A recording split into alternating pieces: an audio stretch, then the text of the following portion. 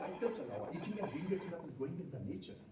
खाए भी जा रहे हैं और खा भी रहे हैं, तो अपने आप को बचाना है तो कहीं ना कहीं कुछ ऐसी क्वालिटी डेवलप करनी होगी ताकि हम उस नेचर के बीच में अपने आप को एडजस्ट कर सकें। And this is the quality of this organism कि अपना उन्होंने कलर अडेप्टेशन ऐसे करी हुई है which match with the surrounding, that's why they are protected from the predator. आपको पता है स्नो लेपर्ड वहाँ है, आपको पता है बिग वॉल्फ वहाँ है, आपको पता है जैकल वहाँ है जो फॉक्स की हम बात करते हैं। तो ऐसे बहुत सारे प्रेडेटर हैं, तो उनसे बचने के लिए this is the kind of adaptation.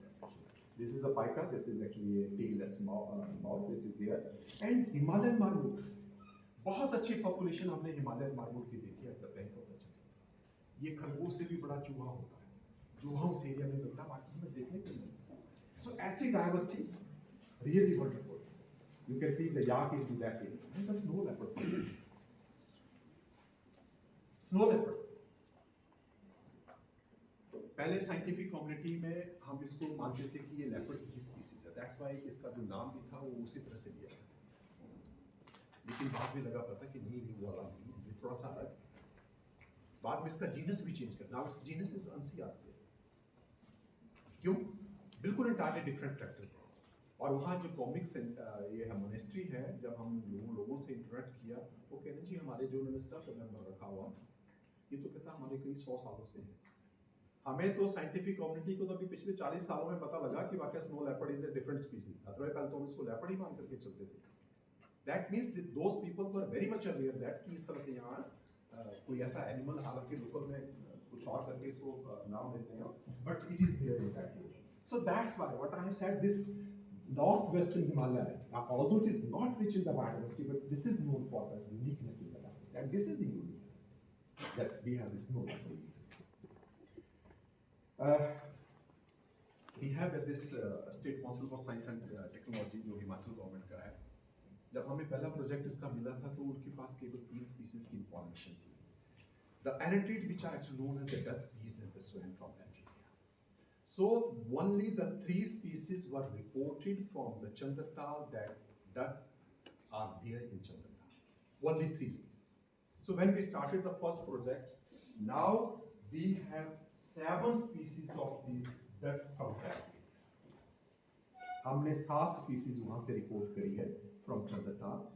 और मजेदार बात यह है कि not only it was not a inventory that we have listed 7 species, but we have listed the 3 new record from that area. The breeding of the 2 ducks from that Chandratal is a new record in the first record from that area, which was never reported by any scientific cooperative company. You can see the Bradley shell duck is the male, female is there. अभी तक इनके पास ये information थी कि ये duck वहाँ मिलती है. And interestingly, we noticed the duckling of this species also. Although the clutch size of this species is about 7 to 10 eggs, but we have absorbed about I think 6 or 7 ducklings from that reason. So such a beautiful habitat this is, that means कितनी उसमें natural serenity है, जो ducks उसको prefer कर रही है, अपने breeding habitat बना रही है, breed कर रही है, they are increasing their habitat. You can see one more species that is the gadwal. Among those total 7 species, gadwal is also one of them, and we have noticed the breeding of this gadwal. कहाँ जो narrow crevices है, जहाँ पानी और जमीन आपस में मिलती है, जो terrestrial और aquatic है, line है, जहाँ कहीं पानी की लहरों से कोई narrow crevices बन रहा है, उसके बीच में अपना घोंसला बना करके वहाँ, क्योंकि predator तो हर जगह नेचर में अपने आप को अडेप्ट करना है, तो कुछ तो क्वालिटी लानी पड़ेगी। So that's why ये उनकी क्वालिटी है कि उन्होंने अपने आप को कैसे कैमोफ्लेज करके वहाँ ऐसी जगह ढूंढी है कि जहाँ पता ना लगे प्रेडेटर को, और वहाँ अपने बच्चों की परवरिश कर सके। You can see this is the pair of the gadwal। और मैं आपको दिखाऊं, नैरो क्रीवाइसिस है, जहाँ पानी की लहरों से कैसा क्रीवाइसिस सा बना हुआ है, कैसा चैनल सा बना हुआ, उसके बीच में अपना घोंसला दिया, और आप देख सकते हैं डकलिंग की पीक बाहर आई हुई है, यहाँ आ चुका है। हालांकि अनफॉर्चुनेटली यहाँ 2 डकलिंग थे, one was killed by the shepherd, so that was very sad। Then another species of the gargani is there। ये भी हमारा फर्स्ट रिकॉर्ड हमने वहाँ से पब्लिश किया था gargani का। Then this is the closer view of the gargani, the northern shoveler is there, the tufted poker is there, the spotted bill duck is there, the Asian is there, and many more species, यानी कि 7 species हमने report कैसे करी है, 3 हमने उसके new and first record. Friends, जो third global biodiversity outlook जो 2010 में होता 10 में दे पास्ड a resolution क्योंकि there is a threat to the biodiversity. So what are the major threat to the biodiversity? They have recognized the 5 different threats of the biodiversity. हमें जिसके ऊपर काम करना होगा जिनको भी protected of these threats of the biodiversity. First one is the habitat loss, yeah, habitat degradation. Yes, everywhere you can see the construction work is going on, the road is being constructed, the roads are being constructed. अभी आप देख लीजिए 4 लेन का काम चला हुआ, कितना destruction हो रही है, कितने परिंदे के घर उजड़ रहे हैं, कितने एनिमल्स के वहाँ हैबिटेट डिस्ट्रक्शन हो रही है. Many. Then excessive load of the nutrient that includes the pesticide, the insecticide, the various fertilizers. They are sites to ठीक है, they are increasing the yield, but simultaneously how health hazards they are also responsible for degradation of this. The climate change, the global warming, the climate change. Yes, यही जो बात हम कह रहे थे बीच में कि वो कैसे बर्ड्स वहाँ पहुँचे, somehow this is the impact of the climate change. कैसे हैबिटेट जो है चेंज हो रहा है, अगर हम टेम्परेट से ट्रॉपिकल की बात करते हैं और ट्रॉपिकल से सब ट्रॉपिकल से ट्रॉपिकल की बात करते हैं, it's all because of that. Then over exploitation, misuse, overuse of the biodiversity. And finally the alien species. The species which are not native of this place, but somehow they have traveled, somehow they have been brought from the different parts, or they have brought from the different geographical area and brought to this region. अब तो biosecurity law बहुत सख्त हो गई, लेकिन पहले ऐसा होता रहा है, आपको example. So you can see the habitat destruction. कितना फॉरेस्ट काटा जा रहा है, कितना रोड का जो कंस्ट्रक्शन के लिए जितना डिस्ट्रक्शन हो रही है, you can imagine. We are playing with the nature.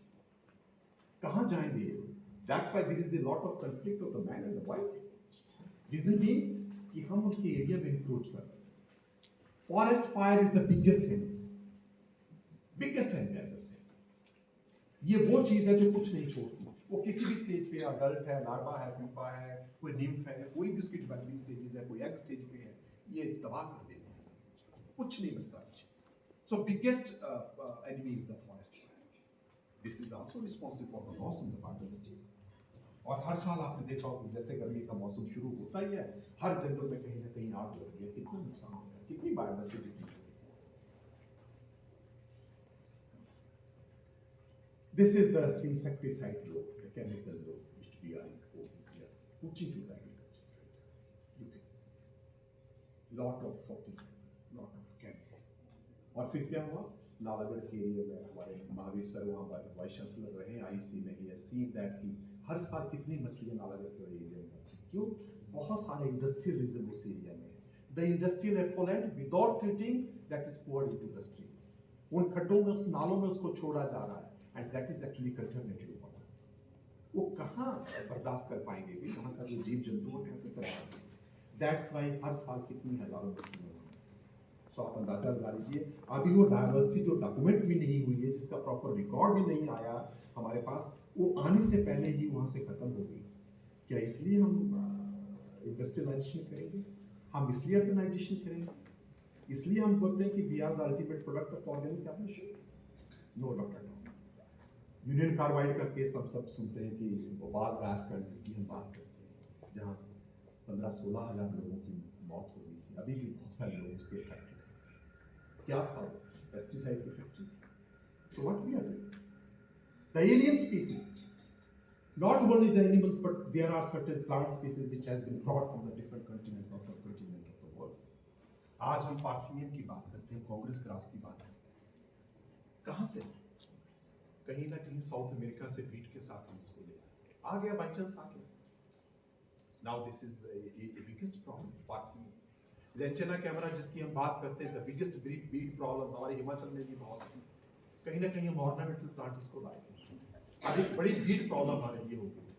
क्यों भाई? जब कोई एनिमल, कोई प्लांट जब अपने प्लेस में होता है, तो वहाँ कोई ना कोई उसके कंपटीशन में होता है, उसका कोई ना कोई राइवल होता है, कोई ना कोई उसका प्रतिद्वंदी होता है, कोई ना कोई उसका दुश्मन होता है.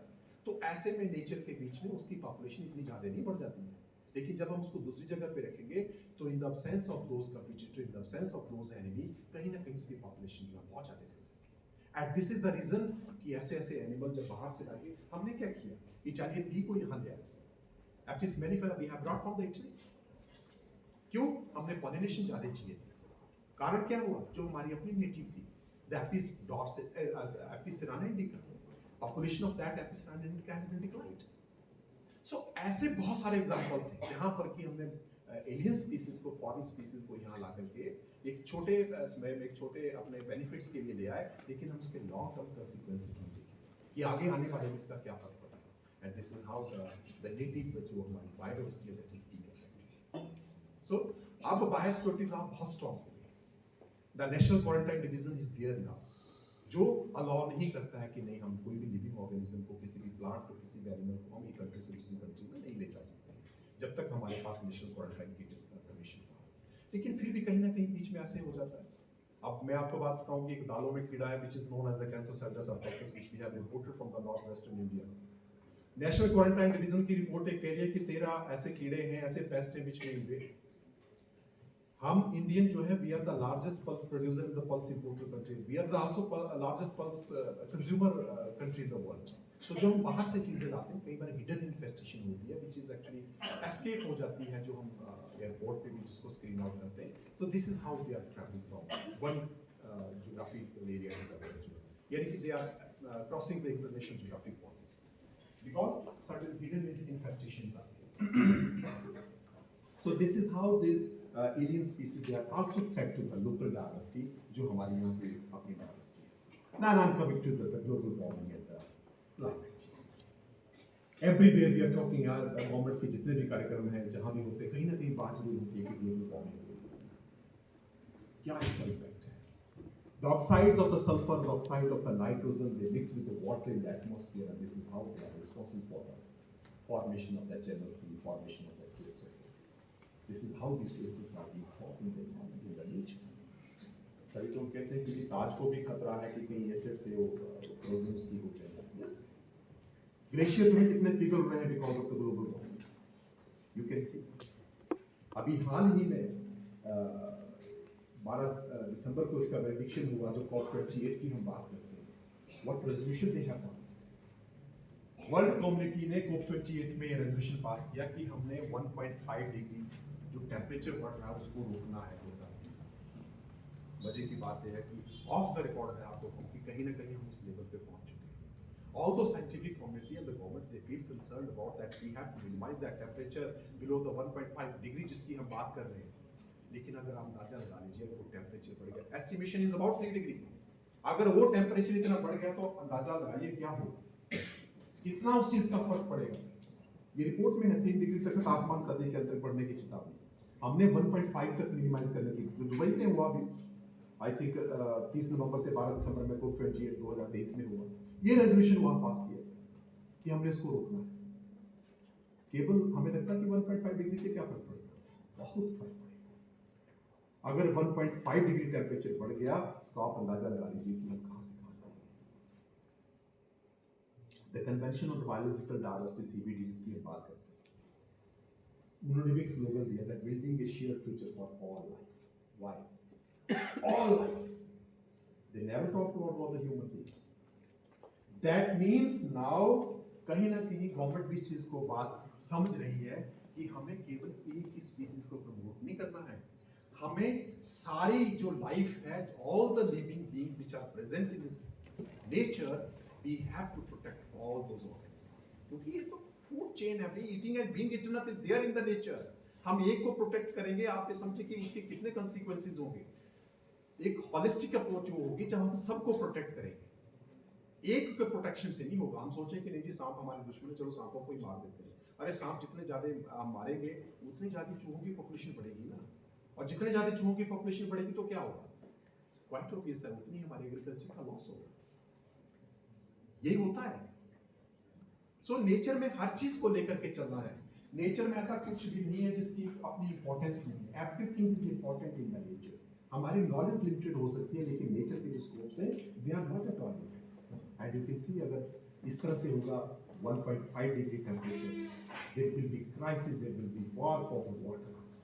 You can see अभी भी होता है, बहुत सारे ऐसे पार्ट्स इंडियन सब कॉन्टिनेंट के कि जहाँ पर कि जैसे गर्मियाँ शुरू हो जाएगी, जिसको कहते हैं त्राही त्राही हो जाएगी पानी के लिए, क्योंकि बहुत सारा ऐसा ड्राई डिजर्टेड एरिया जहाँ पर पानी नहीं मिल पाता। And third one, the next one, you can see the plastic waste, which is imposing the largest the plastic. Everywhere you can see. On 50th anniversary of the World Environment Day, that is जो हम 5 जून को celebrate करते हैं, which held in 2023 at the Cote d'Ivoire, they emphasized the solution for the plastic pollution. This was the resolution that was passed in that meeting, that जो उनका हुआ था, submit हुआ था, there must be a solution for the plastic pollution. क्योंकि ये plastic इतना dangerous है, it has come to the human dining table. आज जो हम नमक खा रहे हैं, उस नमक के बीच में भी प्लास्टिक आ चुका है। गंगा के पानी के बीच में जो डॉल्फिन्स हैं, जो अदर एक्वाटिक फौना है, उसके बीच में प्लास्टिक हैज बीन रिपोर्टेड। ये मैंने ये रिपोर्ट्स कह दी, रिपोर्ट्स में it has been proved that plastic has come to that life also.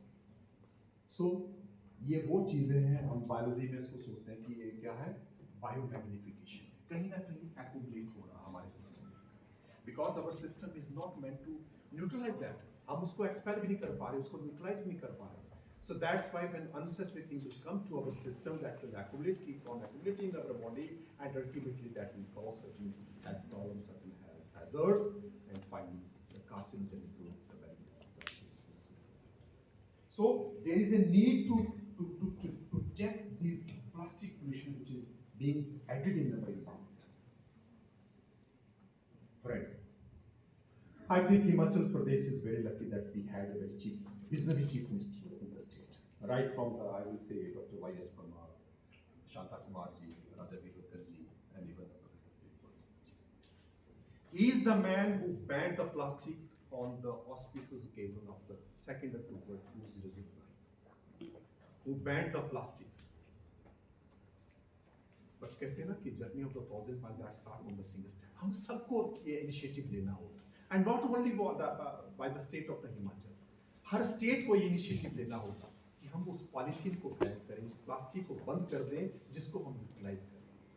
कहीं ना कहीं ये प्लास्टिक हमारी हेल्थ के साथ ही खिलवाड़ करें। No doubt at present the Chief Minister, Honorable Chief Minister Sukhwinder Sukhu ji is also very gentleman. हम कभी मंदिर जाते हैं ना, तो हम क्या देखते हैं, छोटा सा कौन सा है, 50 नहीं है तो 20 का नोट, 20 नहीं है तो 10 का नोट देखेंगे मंदिर में चढ़ाने के लिए। He is the man who contributed 51 lakhs from his own pocket to the Chief Minister Relief Fund. He is also a great man, the present Chief Minister Sukhwinder Singh Sukhu. So ऐसे लोगों की जरूरत है, जिनके बीच में वो awareness है, जिसके बीच में वो, जिसको कहते हैं कि रिस्पॉन्सिबिलिटी का एक एलिमेंट उनके बीच में है। So they feel concerned कि नहीं, मेरा प्रदेश, मेरा देश कैसे होना चाहिए, मेरा जो समुदाय हो कैसे होना चाहिए। Friend, it is the responsibility to optimum utilize the nature and natural resources. Yes. हम ह्यूमन बीइंग इसलिए नहीं है कि हम सब कुछ एक्सप्लॉइट करें। हम आने वाली पीढ़ियों के लिए क्या छोड़ के जाएं? वो लोग क्या बोलेंगे जो आने वाली पीढ़ियां होंगी, वो क्या सोचेंगे कि हमारे जो पूर्वज थे वही ऐसे, वो सब कुछ कंज्यूम करके चलेंगे? No. Exploitation, overuse, misuse, that is not at all acceptable. और एक स्पीसीज भी अगर यहाँ नेचर से डिस्टर्ब होगी, the entire strategy will be upset.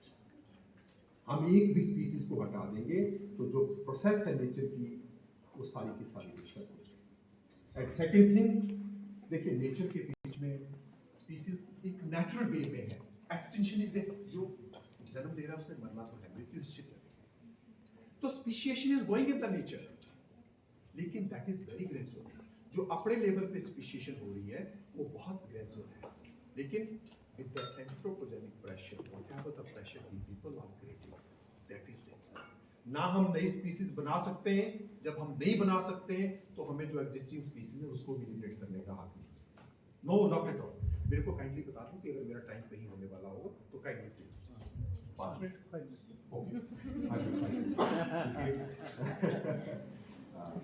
Okay. जो एक अननेसेसरी हमारी इंटरफेरेंस है then natural serenity of the individual is also not at might have seen in case of the COVID. अभी लेटेस्ट रिपोर्ट आई है कि प्राकृतिक नहीं कोविड वायरस लैब से फैली हमारे सामने है। हमें पॉसिबिलिटी ये थी कि दो एनिमल्स ऐसे हो सकते हैं, one is the bat and second is the pangolin. या तो बैट से कहीं ना कहीं, क्योंकि बैट में रिजर्व वायरस है, या पेंगोलिन जो शेल्ड एनिमल्स होता है जिसके बड़े शेल्स होते हैं, इसको बहुत ट्रेड भी होता है उसका, तो उसमें से आ सकता है। लेकिन it has been most of the scientific community ने एग्री किया कि ना तो पेंगोलिन से आया ना ही बैट से। somehow it was a doctored and genetically modified virus. So अगर ऐसा होगा तो आप अंदाजा लगा लीजिए क्या हो सकता है। और ये वायरस किसी एनिमल को कोई फर्क नहीं पड़ा, डॉग को भी फर्क नहीं पड़ा, वाइल्ड लाइफ को फर्क नहीं पड़ा, और जो एनिमल्स थे सबसे ज्यादा कौन इफेक्टेड हुआ? We human. सो आप अंदाजा लगा लीजिए अगर ऐसी हमारी जेनेटिक मैनिपुलेशन होगी तो हमें क्या हमारा भविष्य है, हम कहाँ जा सकते हैं? हम तो कहते हैं कि we are the ultimate, we are the most advanced, most cultured, most civilized and ultimate product of the organic evolution. यही कहते हैं ना अपने आप को we human being. लेकिन keep in mind, ये जो animals हैं, they are very close to the nature. Why we people, we have gone beyond the nature. We have modified the environment according to our convenience, while these animals, they have modified their self according to the situation. This is the main difference. So what happened? What will happen? The result of such undue interference. आज डोडो के केवल 2 specimen world में मिले, only 2 specimen of the डोडो आ गए। आज से 100 साल पहले डोडो मिलते थे, कहाँ गए? Exploitation, hunting, habitat destruction. इसलिए हम कहते हैं कि we are the ultimate product of organic evolution, we are most civilised, most cultured, most advance. हमने उस स्पीसीज को एलिमिनेट कर दिया। हम कहाँ के एडवांस रह गए? केवल स्पेसिमन के रूप में हम डोडो देख सकते हैं, बाकी हमें डोडो लिविंग एनिमल नहीं देखने को मिला। एलिमिनेट हो because of the human, no one else. क्या मध्य प्रदेश में चीते नहीं होते थे? रिपोर्ट्स आती है वहां चीते होते थे, लेकिन एक्सप्लॉइटेशन हंटिंग वहां नहीं थे। प्रधानमंत्री नरेंद्र मोदी जी को क्या जरूरत पड़ी थी वहां अफ्रीका से चीते लाकर के कुल्लू में छोड़ दिए? इसलिए कि वो हैबिटेट था, वहां चीते होते। लेकिन जो हंटिंग वहां हुई इस करके वहां से खत्म हो गया। What is happening in the Joshimath? पूरा का पूरा वो एरिया शिफ्ट कर रहा है। कैसे? It is all because of the human. इतनी हमने वहां ब्लास्टिंग कर ली, इतनी वहां टनलिंग कर दी, इतना हम ओवर एक्सप्लॉइटेशन कर रहे हैं। This is the reason. यहाँ डोलमा जी बैठी हुई किन्नौर जाते हैं, किन्नौर में एक जगह है दैट इज उर्नी।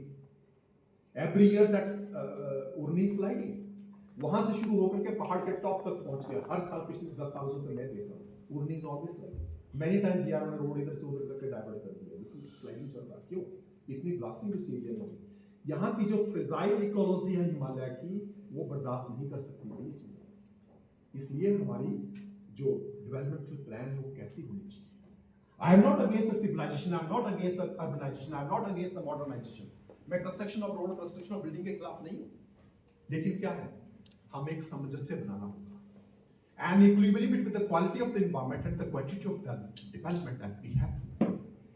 जब तक हम वो डेवलपमेंट में और इसके एनवायरनमेंट के बीच में वो सामंजस्य नहीं बनाएंगे, एक ऊपर नीचे रहेगा एंड द कॉन्सिक्वेंसेस हमें फेस करना पड़ेगा, जो हम देख रहे हैं हमारे सामने।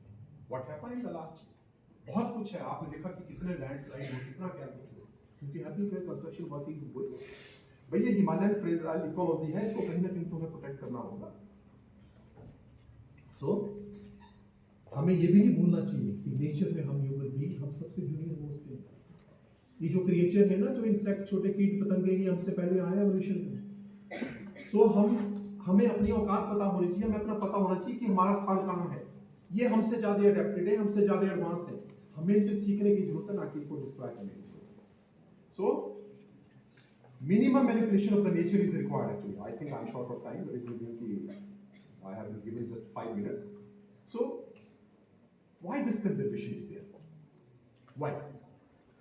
Nothing can survive in isolation. That time has gone कि नहीं अकेले में आदमी बैठ करके काम कर रहा था कि मान लिया फिजिक्स का आदमी फिजिक्स में ही काम कर रहा, बायो का आदमी बायो में ही काम कर रहा। अब तो इंटरडिसिप्लिनरी मल्टीडिसिप्लिनरी योगा करने से हमारे बॉडी में क्या क्रिया हो सकती है, कौन सी ग्लैंड एक्टिवेट हो सकती है, और उन ग्लैंड से क्या सिक्रेशन होगी, क्या स्राव होगा. I think chemistry people will analyse that what type of the secretion has been taken place by which gland. और बायो वाले लोग उसको एनालाइज कर रहे हैं कि उस केमिकल से हमारी जो बॉडी की फिजियोलॉजी है वो किस तरह से चेंज होगी. And I think psychology people will definitely analyze that with the secretion of that enzyme, with the increase in the metabolism of that particular reactions, how the psychology of the human being. So this is the kind of the collaboration, this is the kind of the interdisciplinary and multidisciplinary research is required at this place. We cannot live in isolation. Nothing can survive in isolation. Never. So that's why we have to integrate the different fields so that we can live. So many things are there in the nature which need to be discovered. आप जिन insects की बात करते हैं, insects से बहुत कुछ सीखने लायक है. There is a lot of example of the co-evolution. There is a lot of example of the myrmecophily in the nature. कि दो different group भी आपस में कैसे इकट्ठे होकर के रह रहे हैं, वो चीजें हमें सीखने की जरूरत है. So just I'm winding up, sir. Give me just 2 minutes. I will give the 5 minutes. We know the contamination of the cow milk. 1980s के आसपास एक सर्वे पंजाब में हुआ था जहां ये रिपोर्ट आई थी कि 0.002% DDT was found in the cow milk. आप अंदाजा लगा लीजिए DDT, a chemical which was discovered in 1874 by the author Zedler, and its insecticidal property was established in 1939 by the Paul Miller. वो जब फिजिक्स में हुआ था ना, आर्किमिडीज में यूरेका मिल गया. Same thing happened in the biological sciences. What happened? When this insecticidal property of the DDT was discovered in 1939 by the Paul Miller, what he said? He said this is a miraculous chemical, it will eliminate all the mosquitoes and the flies. This was the slogan at that time. It will eliminate all the mosquitoes and the flies. 1939 में discover हुआ. What happened? 1943 में मक्खियां बनने बंद हो गई. 46 में मच्छर बनने बंद हो गए. They developed the resistance. कहाँ गया वो मिरेकल? खत्म हो गया मिरेकल. तभी मैं कह रहा हूँ कि ये एनिमल हमसे ज्यादा एडवांस है.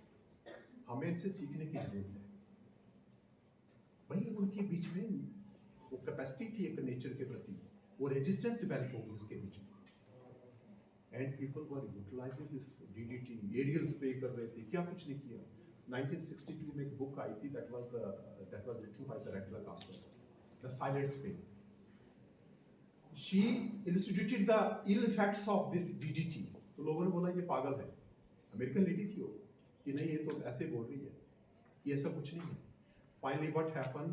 वो DDT को स्प्रे करते गए, and in the late 60s when they collected the samples of the amphibian from the Amazon forest, scientific community was surprised to see बहुत सारे ऐसे frog, toads and newts थे जिनके limbs properly developed नहीं थे. क्यों? That was all because of the DDT. पता कैसे लगा? हमें पता कि जो बर्ड्स के एग्स होते हैं बाहर कैल्शियम कार्बोनेट का शेल होता है, रेप्टिलियंस के एग्स होते हैं बाहर हार्ड कैल्शियम कार्बोनेट शेल होता है, लेकिन जो एम्फीबियंस के एग्स होते हैं, जो फ्रॉग, न्यूट्स एंड टोड्स के जो एग्स होते हैं, उसके बाहर एक म्यूसिलिजिनस सब्सटेंस होता है, जिलेटिनस सब्सटेंस होता है. Whatever the substance, whatever the DDT was falling on that was properly absorbed, and that percolated to the embryo, and somehow that embryo was affected. Then scientific community realized that it has happened because of the DDT. And consequently, Americans banned the DDT in 1972. 1972 में ban कर दिया उन्होंने. But still, very unfortunate, I'm sorry to say, this DDT is still being used in certain part of the world. अभी हमने 2020 में जो submit हुआ था, उसमें हमने इंडिया की तरफ से यह कि हम DDT बिल्कुल यूज नहीं करेंगे. तो आप अंदाजा लगा लीजिए, वो 72 में बैन कर रहे हैं, हम अभी भी बहुत सारी ऐसी कंट्रीज हैं जो उसको यूटिलाइज कर रही है, और हम बोल रहे हैं कि हम अभी 2020 में हमने कमिट किया कि हम इसको बिल्कुल यूज नहीं करेंगे. आप अंदाजा लगाइए कहाँ जा रहे हैं. So that's why there is a need कि हम ऐसे केमिकल ना यूज करें जिससे कहीं ना कहीं बायोडाइवर्सिटी को इफेक्ट करे. Just 1 or 2 example sir. What happened Himachal में, मैं आपको थोड़ा सा एग्जांपल देता हूँ. जो हम बात कर रहे हैं कि जिस नॉर्थ वेस्टर्न जो बायोडाइवर्सिटी है, this is actually endemic. 29% diversity of the Himalayas is endemic. जिस चाइनीज लेडी को who got the Nobel Prize in 2015, योयोतो चाइनीज लेडी किसके लिए मिला? She extracted the artemisinin. Artemisinin is extracted from the plant which is known as the artemisia. अकेले हिमाचल प्रदेश में 22 species of Artemisia are there. Total 45 species of Artemisia has been recorded so far from the Indian subcontinent. और एक species के उसने एक chemical को extract करके she got the Nobel Prize. हमारे पास केवल एक मेडिसिन होती थी, that was the chloroquine based, जिसको हम सिंकोना से extract कर पाए. Now we have one more medicine in the market, that is the Artemisia, and which is working wonderfully in case of India. कहाँ से आई? उस Artemisia से आई. और कितनी हिमाचल में? 22 species Artemisia की है. This is the diversity, friends. There is a lot of scope to explore this diversity which is present in this mother earth. उसको समझने की जरूरत है. नेचर में कोई भी चीज ऐसी नहीं है कि जिसकी अपनी इंपॉर्टेंस नहीं, जिसकी अपनी वैल्यू नहीं है. अगर लिमिटेड है तो हमारी टॉलरेंस. हमें उस जगह तक पहुंचना होगा, उसको समझना होगा, उसकी इंपॉर्टेंस को समझना होगा. हो सकता है the fine morning you may have certain noble molecules in your eyes. आज हम कैंसर की बात करते हैं, बहुत सारे ऐसे डॉक्टर साहब यहाँ बैठे हैं, नैनो टेक्नोलॉजी पे काम कर रहे हैं. Nano technology also nano particle working wonderful against the cancer. लेकिन अभी हमें ऐसा कोई प्लांट प्रोडक्ट नहीं मिला जो वाकई कैंसर को जो है, चाहे वो थर्ड स्टेज है चाहे फोर्थ स्टेज है, उसको रोक सके. But when people keep on working, Alexander Fleming को क्या पता था? He was working on the fungus. जो नींबू के ऊपर काली सी फंगस आ जाती है, पेनिसिलियम जो वहां डेवलप हो रहे हैं, उसी से उसने पेनिसिलिन एक्सट्रैक्ट कर ली. That become a life saving drug. So, in the fine margin, you may be in the same boat. You may have those noble molecules. We have to conserve, we have to preserve, we have to respect this diversity, friends. So that's why there is an immense importance of the diversity. हमें किसी चीज को exploit नहीं करना, उसको relate नहीं करना है. हमने उसको प्रॉपर रिगार्ड करना है, उसको कंजर्व करना है, उसको प्रिजर्व करके रखना है. और मैं आपको बता दूं, हमारी जो ट्रेडिशन है, हमारे जो रिचुअल्स हैं, उसके बीच में कहीं ना कहीं कंजर्वेशन का एलिमेंट है. Somehow we have forgotten that. There is a need to revive those. आज हम हिंदू संस्कृति, सनातन संस्कृति की बात करते हैं, हम तो एनिमल्स की पूजा करते हैं, हम तुलसी की भी पूजा करते हैं, हम केले की भी पूजा करते हैं, प्लांट्स की भी पूजा करते हैं, एनिमल्स की भी पूजा करते हैं, हम तो पहाड़ों के भी पूजते हैं. That is not at all reflecting that we are orthodox. हमारे में रूढ़िवादिता है कि हम इसलिए पेड़ों पौधों की सबकी पूजा करते हैं. No, not at all. This is reflecting that we have that element of the conservation in our rituals, in our tradition, in our blood. Or there is a need to revive those practices, ताकि हम उस चीज को conserve कर सके. कहीं ना कहीं अपने डेली लाइफ में अपने रिलीजन से भी इसको जोड़ करके रखा है, ताकि लोगों के बीच में वो भावना आए, वो कहीं ना कहीं उस तरह से उसका व्यवहार में वो चीजें आए. That's why we can conserve, we can preserve it. I'm not going much in detail. I think बहुत सारे आगे बहुत लंबा है actually. So with these words, I really thank to the organizer that giving me opportunity, and I definitely आपसे भी गुजारिश करूंगा कि हम जरूर इस जो कंजर्वेशन की जो बात है उसको मैं डिस्कस को लास्ट स्लाइड पे आ पाता हूँ. यस, ये जरूर आपको मैसेज देता हूँ. विलियम हॉलिडेज ने 1930 में लिखा था अपर वनिशिंग पॉइंट. 1913 में 110 साल पहले की बात कर रहा हूँ. People were so aware. हमें ऐसे लोगों को उनको एक आइकन लेकर के चलना चाहिए कि वाकई दे वर रियली द इसको कहते हैं कि torch given in the society. हमें उस चीज को फॉलो करना चाहिए. So my message to you all is that factory can not create the life. Factories can not create the life. We have to change the habit to save the habitat. अगर habitat destruct हो गए, manipulate हो गए, disturb हो गए, quite obvious है that entire diversity will be disturbed. So we have to respect the diversity, we have to preserve the diversity, and we have to preserve the diversity for coming generation. This is my message. With these words, thank you very much. Thank you everyone.